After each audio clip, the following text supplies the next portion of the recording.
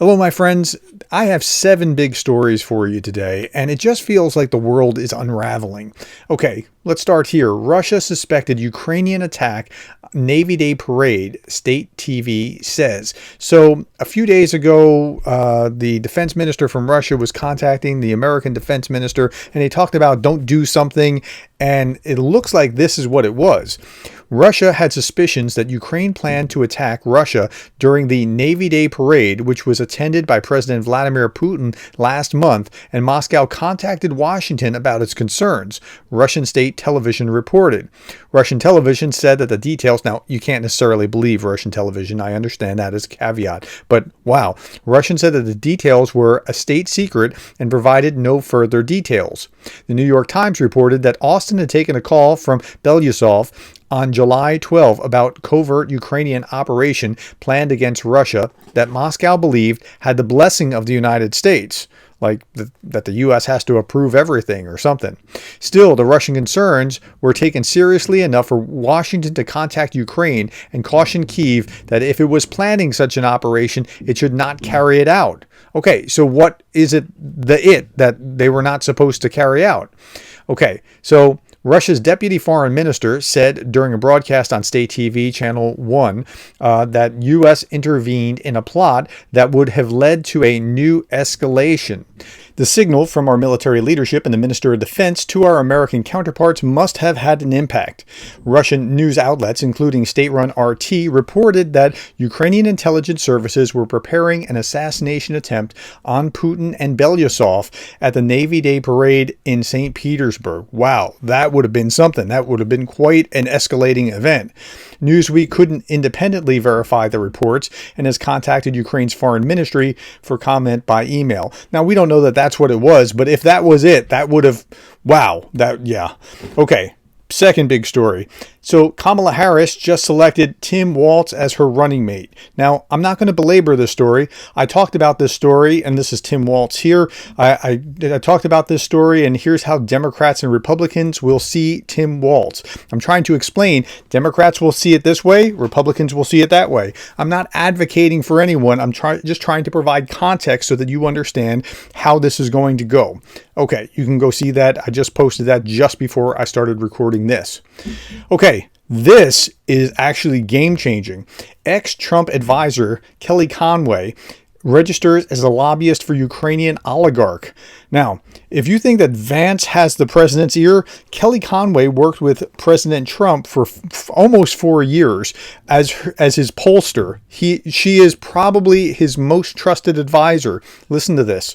And again, I'm not trying to advocate for Trump or something like that, but if in Plan B, Trump does win, you want this to happen, what you're about to see here. Former Trump advisor Kellyanne Conway has registered to lobby on behalf of a Ukrainian oligarch, according to new foreign agent disclosure filing. Conway registered Friday to represent Ukrainian billionaire Viktor Pinchuk's foundation as a lobbyist, according to a filing uploaded by the Justice Department on the Foreign Agents Registration Act. The filing suggests that she will try to engage the U.S. lawmakers and experts about Ukraine's interest and will raise awareness about Ukrainians' fight for freedom and the Russian illegal war of aggression. Okay, as I said, I'm not trying to get you to vote for Trump. That's not it at all. But if Trump were to win, you absolutely want this to be happening. Okay, she's going to be promoting Ukrainian interests among Republicans for $50,000 monthly. Again, take what you will from that. You don't have to like her, but that's good for Ukraine. Okay, big story number 3. So we talked about Mali and the attack on Wagner there before. Okay, this guy, I don't know him from Adam's cat, but this sounds right to me. Before the coup in Mali, Guinea, and Burkina Faso, I warned African Union that Russian disinformation targeted at West Africa will hurt democracies and create a migrant crisis for Europe. That's exactly what they're trying to do. Last year in Berlin, I warned the EU. In Washington, I warned the US. Now I'm warning Nigeria, and where Russian is just spreading its bile everywhere. Myanmar's military junta has asked Russia for help in fighting the rebels. Things are very bad for the junta. The insurgents are taking more and more territory, inflicting serious damage on military forces. Myanmar guerrillas have had a good chance of overthrowing the military, which seized power in the country back in 2021. Now, I remember that because I had a roommate who was from Myanmar. That's the new name for what was Burma back in 2021. Then there was a coup. The president and other leaders were taken into custody, and a military general came into power. People's protests were drowned in blood. The military ordered the shootings of demonstrators. Hundreds of people were killed. People had no choice but to go into the forest and fight for their country. Myanmar rebels have taken control of several areas in the north of the country, including areas on the border with China. So what's the bottom line? They just invited Russian specialists to their country. Yep, everywhere Russia goes. Okay, let's look at Venezuela. Venezuela's opposition candidate trounced Nicolas Maduro in last week's election, according to election tallies that show the opposition Gonzalez received more than double the votes. I mean, they actually can track it now. Washington Post Review, published Sunday, analyzed more than 23,000 precinct-level tally sheets collected by the opposition. It found Maduro received about 30% of the vote, compared to 67% for Gonzalez. So no wonder they're having riots there. The opposition party website, which tracked more than 80% of the country's election results, showed similar margin. The result is clear.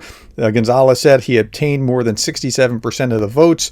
The regime has proclaimed false and unprovable results, and they must be rejected and impartially verified. Only with the truth will Venezuela advance at this critical moment. Of course, in Europe, Hungary's authoritarian-friendly government blocked an EU statement expressing concerns about flaws and irregularities in the election. Okay, let's turn our attention to Israel. Hezbollah fired several explosive drones at northern Israel, but this isn't the big show. It hasn't come yet.